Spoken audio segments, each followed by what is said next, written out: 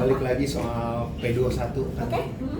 Tadi bilangnya mau bahas soal P21 yang ada mungkin seperti apa sih? Kalau P21 alhamdulillah artinya apa? Artinya berkas sudah lengkap. Mungkin Pak Adi bisa menjelaskan itu dari hukumnya. Baik, terima kasih. Terkait dengan penanganan perkara terhadap saudara DRL di Polda Metro Jaya, sejauh yang kami tahu sampai saat ini berkas sudah dilimpahkan kepada pihak kejaksaan dan pihak kejaksaan menyatakan berkas perkaranya sudah lengkap atau biasa disebut dengan P21. Itu adalah pelimpahan berkas artinya tahap 1. Yang kami tahu saat ini atau sampai dengan kemarin yang kami tahu itu masih di tahap 1. Nah, selanjutnya itu adalah tahap 2. Tahap 2 ini adalah pelimpahan tersangkanya dan barang buktinya. Nah, itu yang kami belum tahu update-nya kapan akan dilaksanakan. Tapi kami berharap semoga secepatnya akan dilakukan tahap tersebut. Berarti belum nunggu tahap 2 ya untuk tahu kapan disidangkan. Iya, karena tahap 2 dulu, setelah itu jaksa akan mempersiapkan dakwaan, kemudian didaftarkan ke pengadilan. Mungkin nanti akan banyak pertanyaan, mungkin langsung ke penyidik Polda Metro Jaya, SS juga ya, DRL juga. Itu mungkin nanti teman-teman bisa menanyakan ke Kabid Humas. Dok, kan sebentar lagi kan kita mau lebaran. Betul. Kan dokter kan sempat bilang kalau misalnya nggak ada jalur damai gitu. Nah, ini kan yang mau lebaran, apakah nanti akan damai ini apa bagaimana? Enggak ada, untuk saat ini belum terpikir untuk itu. Kita sih masih tetap ingin proses tetap lanjutkan saja seperti itu. Cuman mungkin untuk karena ini kepotong libur lebaran, mungkin nanti akan dilanjutkan setelah lebaran. Seperti itu. Betul, tapi ini tidak ada kaitannya dengan damai pada saat lebaran, tidak ada hubungannya saya. Kita Ya, memaafkan aja, tapi proses hukum tetap berjalan. Seperti itu aja. Ya. Nanti kalau misalnya DRL sudah sidang, Betul. datang nggak? Insya Allah datang. Kita kawal terus ya. Termasuk nanti mungkin dari pihak Komisi Yudisial juga nanti akan mengawal. Kita meminta dari pihak Komisi Yudisial juga akan mengawal persidangan karena untuk memantau kinerja dari hakim yang bersidang. Jadi nanti kita akan juga mengirimkan surat untuk bisa mengawal hakim yang bersidang. Jadi jangan sampai nanti hakimnya juga masuk angin atau ada dugaan juga penyiraman ke kejaksaan. Karena sampai detik ini kita yakin semuanya merah putih, semuanya tegak lurus, tidak ada yang menerima sepeser pun siram menyiram dari terlapor. Di pengadilan mana mungkin? Pengadilan Negeri Tangerang harusnya ya. Ini Tangerang kan Jatibanten. karena pelaporannya di Polda Metro Jaya tingkat wilayah, kemudian pelimpahannya juga ke Kejaksaan Tinggi Banten. Nanti Kejaksaan Tinggi Banten itu akan melimpahkan ke tingkat Kejaksaan Negeri. Nanti di situ kita lihat Kejaksaan Negeri mana, kemudian nanti korelasinya ke Pengadilan Negeri mana. Kita lihat. Bang, ini kan udah P21 ya Bang. Tadi harapan dokter itu katanya pengen ada TPPU, pasal TPPU. Berarti itu bisa dibilang lolos dong Bang istrinya DRL karena udah naik sidang, mau sidang. Ini bisa jadi suatu konteks yang berbeda nanti. Dalam artian kami tidak akan berhenti kalaupun misalnya yang dilimpahkan hanya tersangka DRL dulu.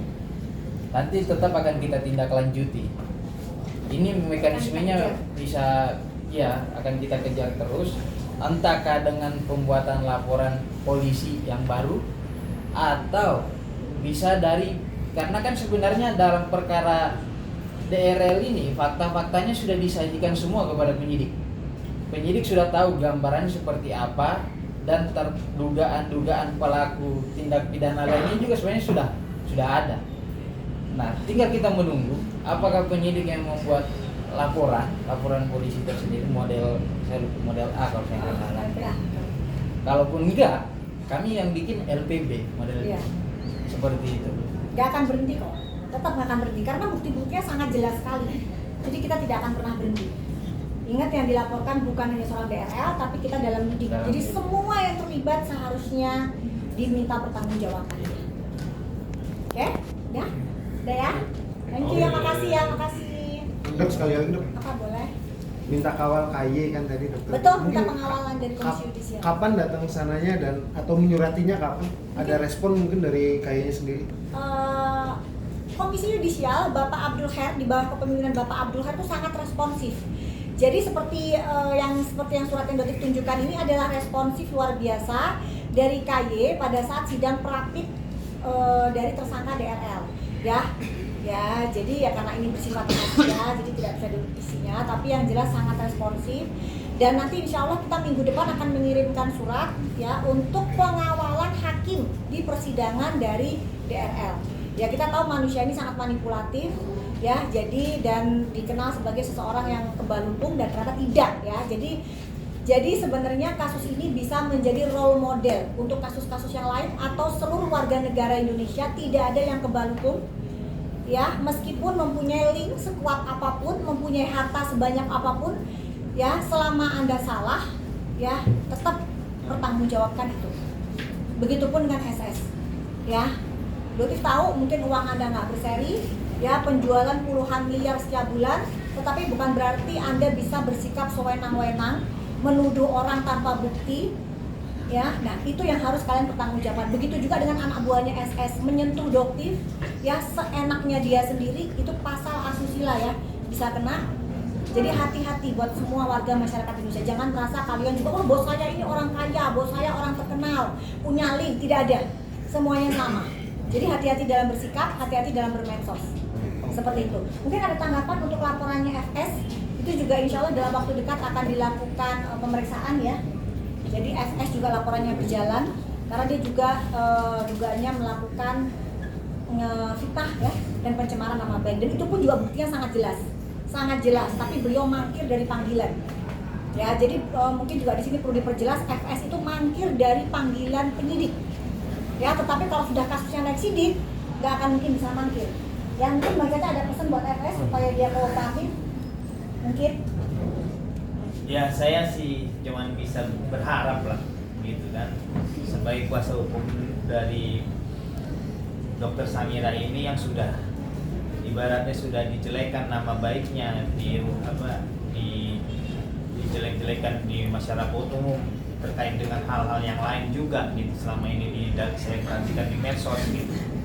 Jadi saya minta kepada saudara FS tolong untuk hadir dalam pemanggilan tim penyidik, baik itu memang kalau memang tidak saat ini tidak bisa dilaksanakan pada tahap penyidik, nanti akan ada saatnya pada tahap penyidikan Anda tidak akan bisa untuk mangkir kembali karena apa? Karena pada tahap sidik nanti ada polisi aparat penegak hukum mempunyai suatu bisa wewenang lebih untuk mengambil tindakan. Berarti bisa dijemput paksa bisa kalau nggak datang 2 kali panggilan ya? Betul. Bisa dijemput paksa ya FS ya. Jadi kamu bisa dijemput paksa. 2 kali panggilan kamu tidak datang. Jadi kalau dokter sarankan FS tidak usah datang. Ya, biar nanti lebih seru beritanya. Oke? Biar kamu bisa dijemput paksa. Saya tambahkan di sini tadi soal pertanyaan kapan kami akan ke KY soal permohonan pemantauan persidangan DRL. Nah, jadi untuk kita meminta atau bermohon pemantauan persidangan suatu perkara itu kita harus menginformasikan nomor perkaranya sehingga Komisi Yudisial mengetahui perkaranya nomor berapa di pengadilan negeri mana dan siapa saja nanti hakim yang ditugaskan. Nah, oleh karena itu kami menunggu dulu tahap 2 selesai, kemudian kejaksaan mendaftarkan perkaranya ke pengadilan, setelah itu nomor perkara keluar. Nah, setelah nomor perkaranya keluar, kami ketahui kami akan segera bersurat dan meminta atau memohon kepada KY untuk melakukan pemantauan persidangan. Oke.